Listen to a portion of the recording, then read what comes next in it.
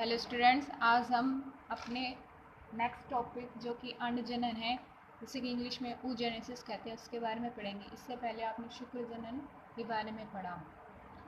अंड जनन कहते किसे हैं? तो जो मादा होती है, मादा में जो अंडाशय होते हैं, तो अंडाशय से अंडाणु बनने की प्रक्रिया को अंड जनन कहते हैं। अंडाशय से अंडाणु बनने की प्रक्रिया को अंड जनन कहते हैं। ठीक है। अब ये अंड जनन की क्रिया स्त्री में कब शुरू होती है?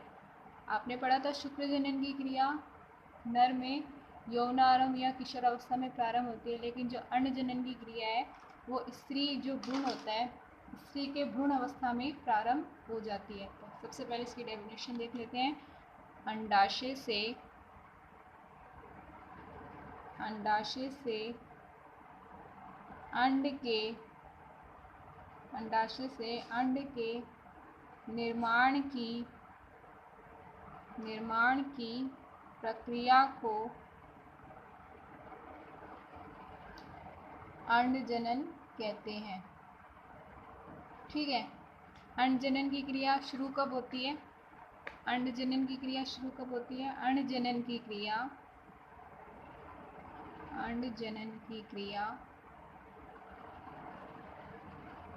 स्त्री के भ्रूण अवस्था में ही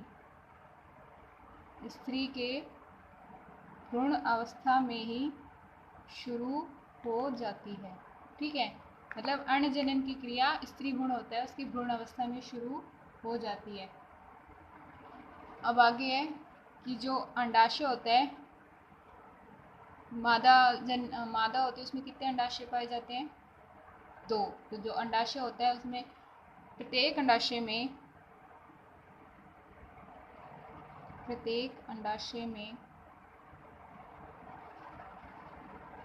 20 लाख अंड जनन कोशिका का निर्माण होता है। मतलब प्रत्येक अंडाशय से 20 लाख अंड जनन कोशिकाओं का निर्माण होता है। जो अंड जनन की क्रिया है वो स्त्री के भ्रूण अवस्था में शुरू हो जाती है, लेकिन जब स्त्री भ्रूण अवस्था में शुरू हो गया अंड जनन की क्रिया, जब स्त्री भ्रूण जन्म लेता है तो जन्म के बाद ये क्रिया रुक जाती है, मतलब बंद हो जाती है। ठीक है। अंड जनन कोशिका को आप इंग्लिश में oogonia भी कहते हैं। तो oogonia से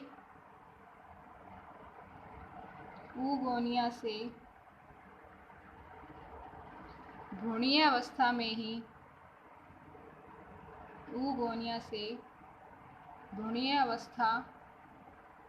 ही प्राथमिक अंड कोशिका, oogonia को भ्रूणीय अवस्था में प्राथमिक अंड कोशिका कहते हैं। ठीक है। मतलब अंड जनन कोशिका होती है, उसको भ्रूण अवस्था में क्या नाम दिया है? प्राथमिक अंड कोशिका कहते हैं।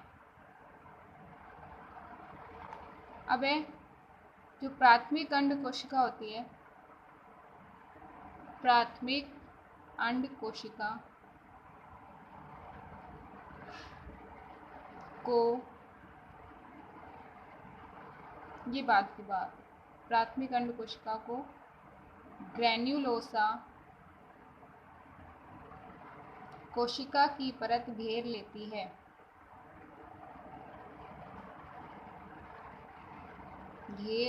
है। जिसे प्राथमिक पुटक कहते हैं या प्राइमरी फॉलिकल कहते हैं। जो अंड जनन की क्रिया है सेम शुक्राणु जनन की क्रिया है, उसकी जैसे आपने पढ़ी थी सेम वैसे ही है, बस 1-2 स्टेप है, थोड़े चेंज है। ठीक है। अब इसके फ्लो चार्ट को समझते हैं। ये क्या है? आद्य जनन कोशिका।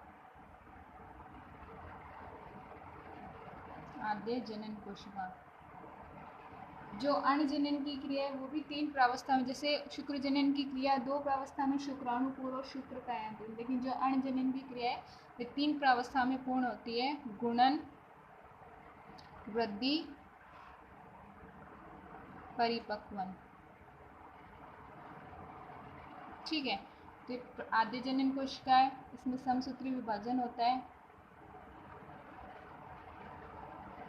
कौन सी प्रावस्था है? गुणन। आद्य जनन कोशिका में समसूत्री विभाजन हुआ, अंड जनन कोशिका का निर्माण हुआ। अंड जनन कोशिका, ऐसे ही शुक्र जनन में आपने पढ़ा था, आद्य जनन कोशिका में समसूत्री विभाजन होता है तो शुक्र जनन कोशिकाओं का निर्माण होता है। ठीक है, यहाँ तक तो स्टेप सेम है दोनों में। अब जब ये प्रावस्था हो जाती है गुणन प्रावस्था, अगली आती वृद्धि प्रावस्था। वृद्धि प्रावस्था में इसका आकार कुछ बड़ा हो जाता है। शुक्र जनन में भी आपने पढ़ा था, इसका आकार बड़ा हो जाता है। इस अवस्था को बोलते हैं प्राथमिक अंडक।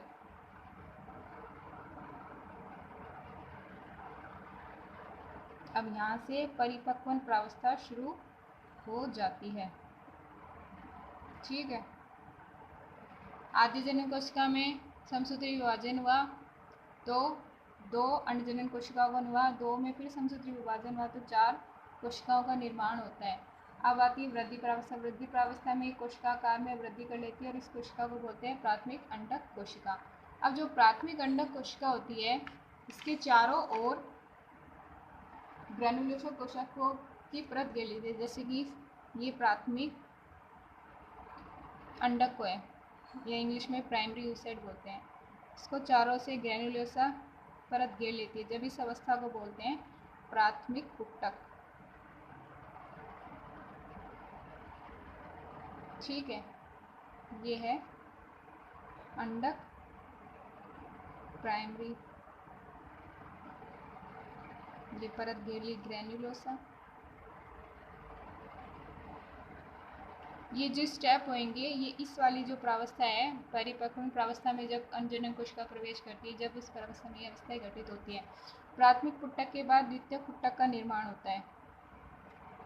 इसमें जो प्राथमिक अंडक है उसको ग्रेनुलोसा की और परतें भी घेर लेती है, मतलब पहले एक लेयर थी फिर और लेयर हो जाती है, तो उस अवस्था को बोलेंगे द्वितीयक पुटक।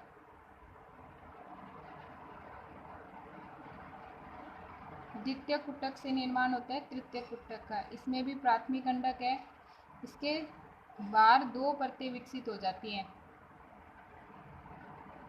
2 परत विकसित हो जाती है प्राथमिक अंडक के चारों ओर। बाहर वाली को थीका एक्सटर्ना, अंदर वाली को थीका इंटरना, और ये जो डैश डैश दिख रहा है खाली स्थान, इसे बोलते हैं एंट्रम गुहा, एंट्रम गुहा। ठीक है, तो जो द्वितीय पुटक से द्वितीय पुटिका का निर्माण होता है तो उसमें 3 लेयर हो जाती है, थीका एक्सटर्ना, थीका इंटरना, प्राथमिक पुटक है। अब जो ये प्रावस्था आ गई वृद्धि प्रावस्था, वृद्धि प्रावस्था परिपक्वन प्रावस्था में बदल जाती है, तब आती है, तब इनमें अर्धसूत्री विभाजन की क्रिया होती है। तो यहाँ पर ये जो प्राथमिक पुटिका होती है वो जन्म से यौवनावस्था तक नष्ट हो जाती है, मतलब लाख की श्रेणी में बनती है, लेकिन जब यौवनावस्था होती है तो ये धीरे धीरे नष्ट हो जाती है। एक ओवरी में केवल 60,000 से 80,000 पुटक शेष रह जाते हैं। पहले तो लाखों की संख्या में होते हैं, लेकिन जब प्राथमिक पुटिका वृद्धि जन्म से लेकर जैसे जैसे स्त्री बड़ी होती जाती है तो उसमें जो प्राथमिक पुटक होते हैं वो धीरे धीरे अंड जनन कोशिका होती है वो धीरे धीरे नष्ट हो जाती है और उनकी संख्या कम हो जाती है। और ये जो रज चक्र होता है जो स्त्रियों में, रज चक्र के दौरान प्राथमिक पुटिका, मतलब ये जो प्राथमिक पुटिका द्वितीय पुटिका में कब बदलती है, जब रज चक्र की क्रिया स्त्रियों में होती है। मतलब प्राथमिक पुटिका से द्वितीय पुटिका का निर्माण, प्राथमिक पुटिका से द्वितीय पुटिका का निर्माण, प्राथमिक पुटिका से द्वितीय पुटिका का निर्माण रजो चक्र के दौरान होता है। ठीक है, अब है कि सेकेंडरी फॉलिकल से टर्शियरी फॉलिकल का निर्माण होता है, मतलब कि द्वितीय पुटक से तृतीय पुटक का निर्माण होता है। तृतीय पुटक में 2 लेयर होती है, थीका एक्सटर्ना, थीका इंटरना और एंट्रम कैविटी। जो रज चक्र की क्रिया होती है स्त्रियों में, उसमें जो 5वें से 13वां दिन होता है स्त्रियों में, उसमें एक हार्मोन स्रावित होता है FSH। FSH मतलब फोलिकल स्टिमुलेटिंग हार्मोन, ये इसमें स्रावित होता है, जिसके कारण जो टर्शियरी फोलिकल में प्राथमिक oocyte होता है, प्राथमिक अंडक होता है, उसमें अर्धसूत्री विभाजन की क्रिया होती है। मतलब कि जब तृतीयक कुटक होता है, तृतीयक कुटक में जब FSH स्त्रियों में हार्मोन स्रावित होता है तो उसमें अर्धसूत्री विभाजन होता है। तो यहाँ अर्धसूत्री विभाजन प्रथम होएगा,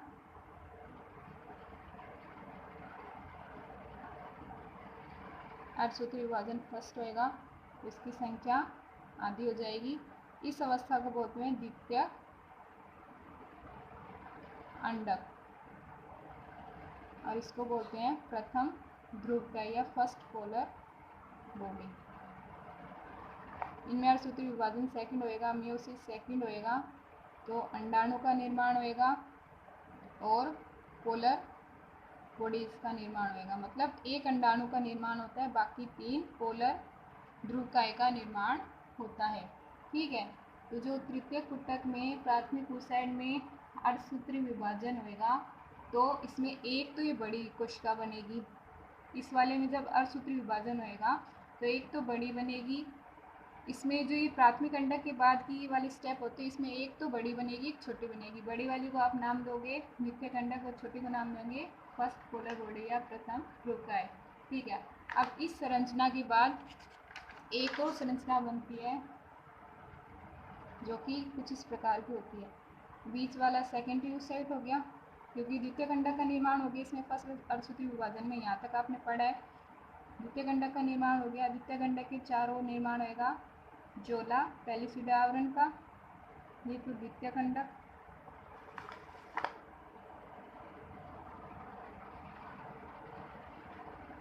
द्वितीयक अंडक के चारों जोना पेलिसिडा,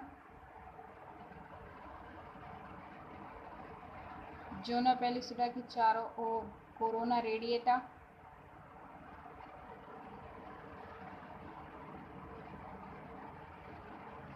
और इसी के पास में जो द्वितीयक अंडक है इसके पास में फर्स्ट पोलर बॉडी।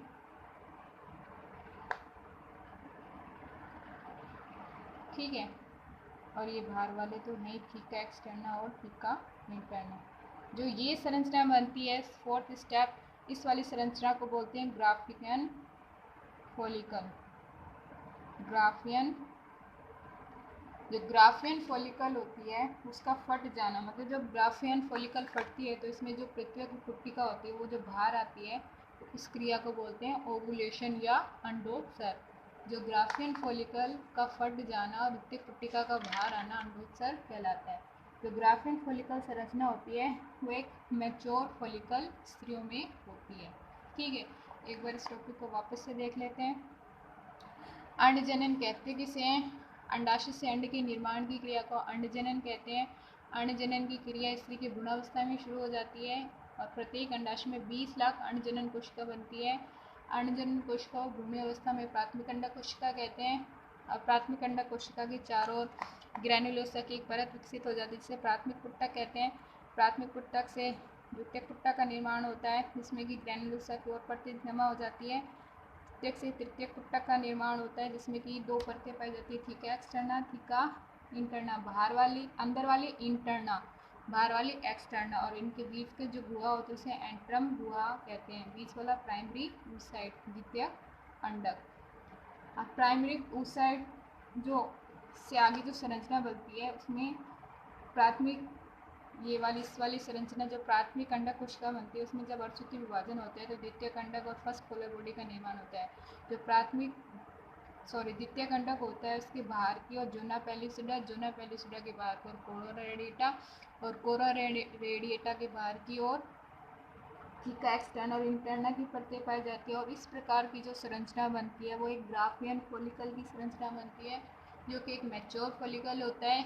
और ग्राफियन फॉलिकल जब फटती है, मतलब जब इसे फटेगी तो इससे जो द्वितीयक अंडक बाहर आएगा उस क्रिया को बोलते हैं अंडोत्सर्ग। और ये क्रिया स्त्रियों में रजोचक्र के 14वें दिन पूरी होती है।